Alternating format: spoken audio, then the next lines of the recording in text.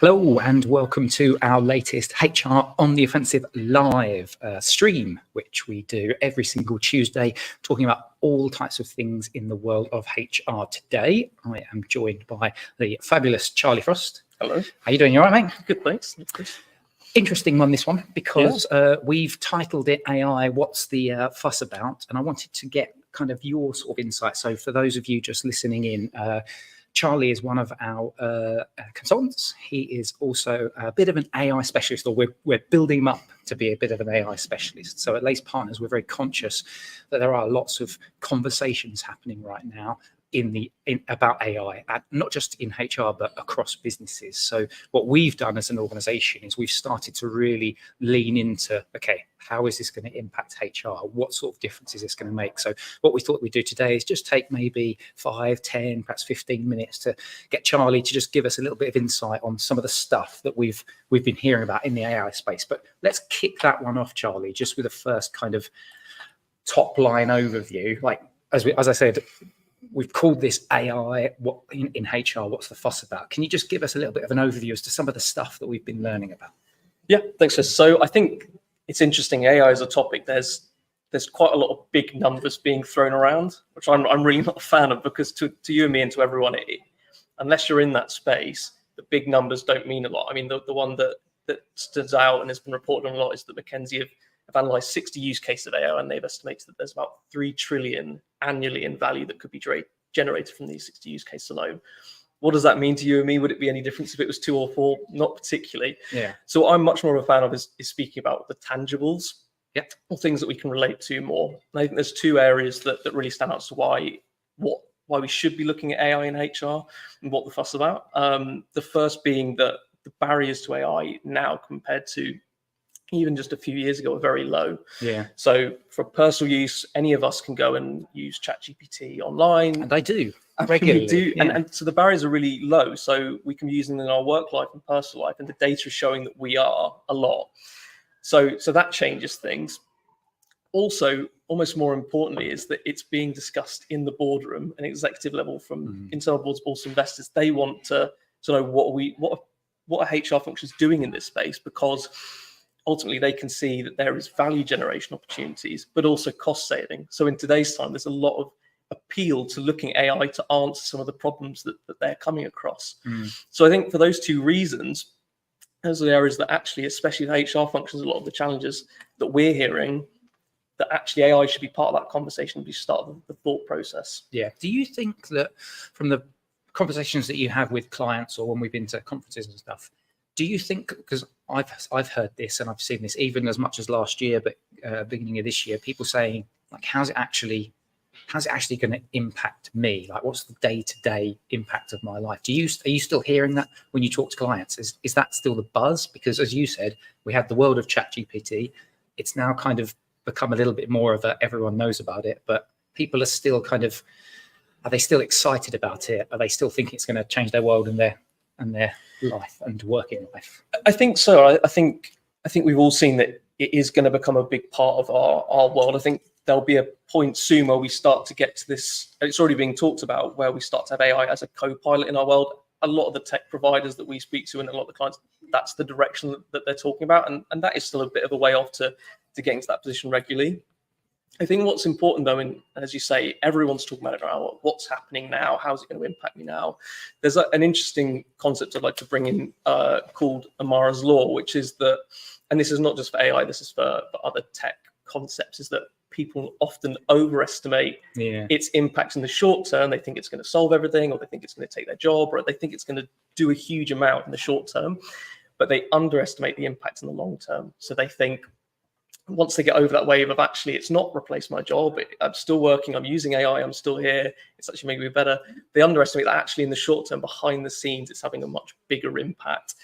So I think with AI, one of the key themes and part of this live stream that I think people should take away is that they should be thinking about AI, but they shouldn't be getting caught up in the hype, and should be looking at it as a long-term strategic priority, and looking at it in that way as investment, but also the time that it will take to make an impact. Yeah, certainly. And do you know, one of the things that HR professionals obviously need to think a lot about and talk a lot about and are talking about is that regulation kind of piece, because I think quite often, how is this going to impact our workforce, and what are we going to have to learn if there is regulation coming in? And certainly the UK government has spent quite a lot of time talking up how it really wants to invest time and also resources into AI and really be seen as kind of like at the forefront of the AI kind of movement.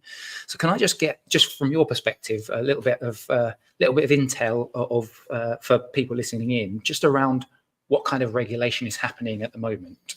Yeah, so I think to your point is that to start off with the UK is that people might have seen as the recent Bletchley conference that brought in industry leaders, governments, was an interesting point to really show that the UK wants to be at the front of this. I'll touch on the UK first, and then some of the other national regulations that are out there that I think people would be interested in and be aware of.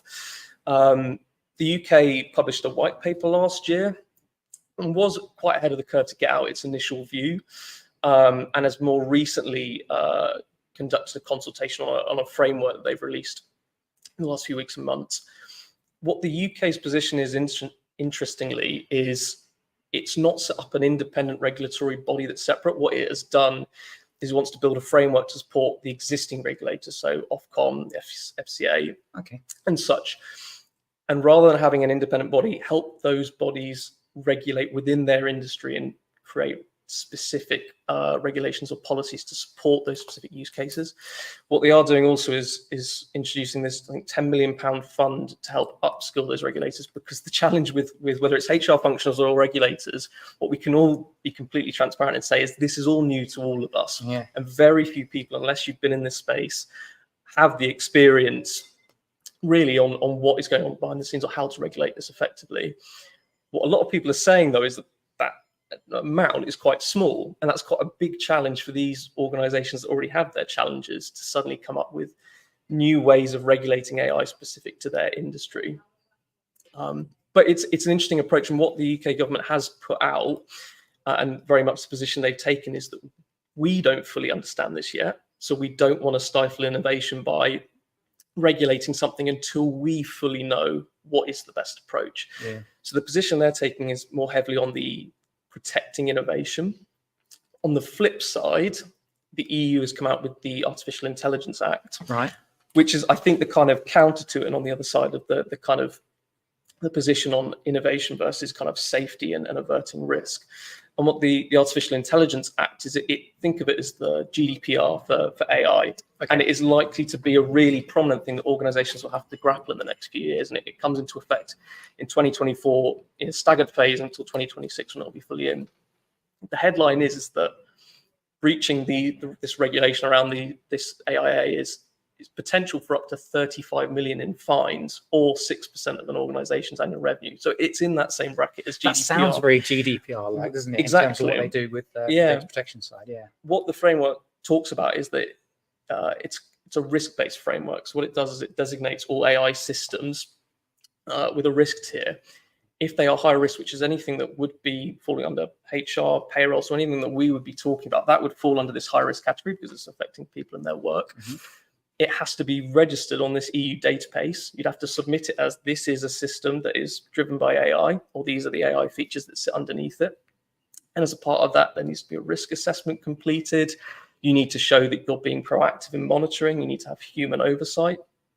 But that, what a lot of people are saying on the flip to the UK's approach, is that actually is a bit too heavy-handed. Is that a bit too much too soon? Because, and I can see both sides, and it really depends on what side of the fence you sit on, is that actually we don't know so much. So should we just be pressing ahead with the rapid development of what the technology is doing, going blind into this and waiting until we know, rather than actually getting a handle on it now? So there's two sides, and it's very interesting to see the position they've taken.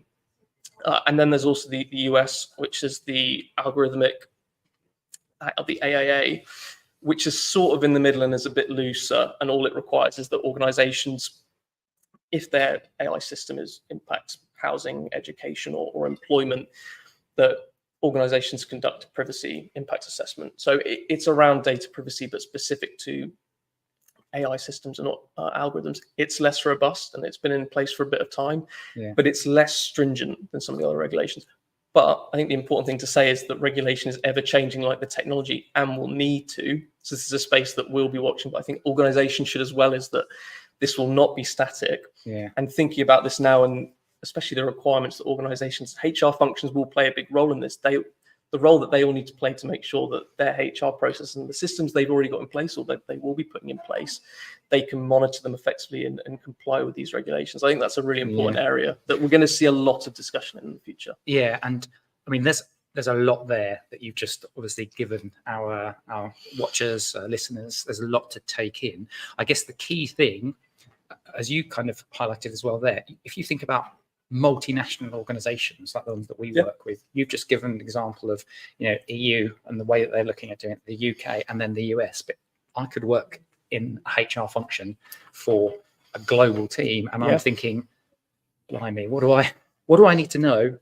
What's the sort of things that I need to know right now as a HR professional? Because there's lots of stuff that you could be reading up on, but as you've just said, in 6 months' time, in a year's time, maybe in 18 months' time, this is all evolving as quickly as the technology is evolving. Maybe the regulation is evolving as quickly.